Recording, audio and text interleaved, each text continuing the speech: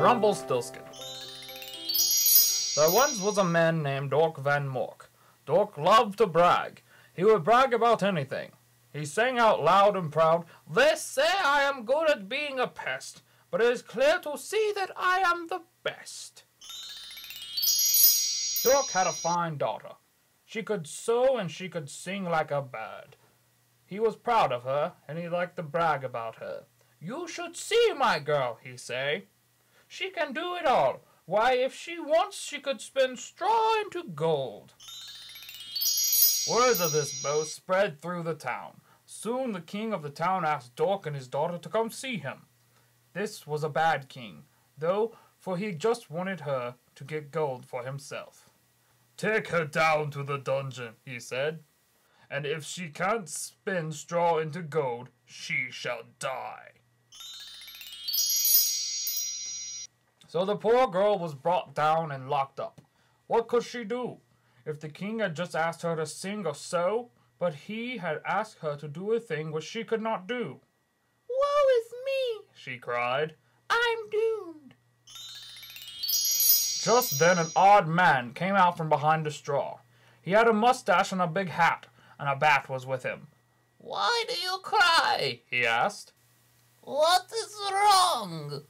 "Oh dear, I must spin all this straw into gold," she said. "How can I do such a thing? If I fail, I will lose my life." He knew she was in a bad spot, so he made a deal with her. "Give me your ring," he said, "and I will spin the straw into gold."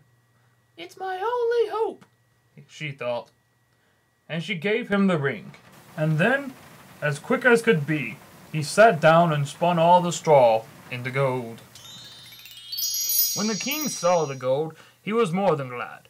He was full of joy, but he was full of greed too. "You did well," he said to her, "but I still want more gold. If you can spin straw into gold one more time, you will be my queen. But if you can't, you will pay with your life." Then the king took her to a room that was filled with straw. Soon the odd man came back. "I have nothing left to give you," she cried.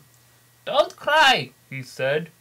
"Just give me your word that I may have your firstborn child when you are queen, and I will spin the straw into gold." "All right, I will," the poor girl said. And the straw was spun into gold. The king kept his word and made the girl queen. Years went by, and the town came to love her. When a boy was born to her, the town cheered. But then one day the odd man came back to see the queen.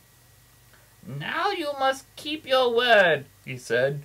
"I have come to take the boy with me." "Oh no," she cried.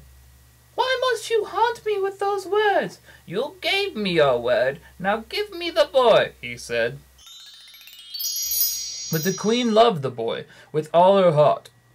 She tried to give the man riches instead of the boy. Still he said no. But he had a plan. "I will tease her," he thought.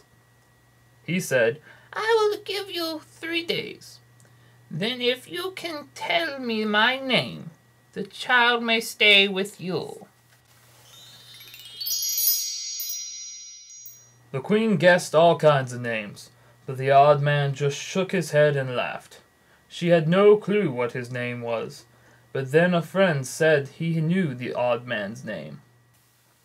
"I heard him sing his name out loud," he said. "He thought that there was no one near him, but I was close enough to hear. His name is Rumpelstiltskin." When the man with the bat came back on the 3rd day, he felt quite sure that the boy would soon be his. The queen made a few guesses that she knew were wrong. "Is it Tom? Or is it Bill?" she asked. The odd man just yawned. And then she asked, "Is it Rumpelstiltskin?" The odd man was quite mad. He jumped up and down and cried, "How did you know? Some witch must have told you." His plan was stopped, and all the town was glad. But the queen had learned her lesson. Never make a promise that you don't think you can keep.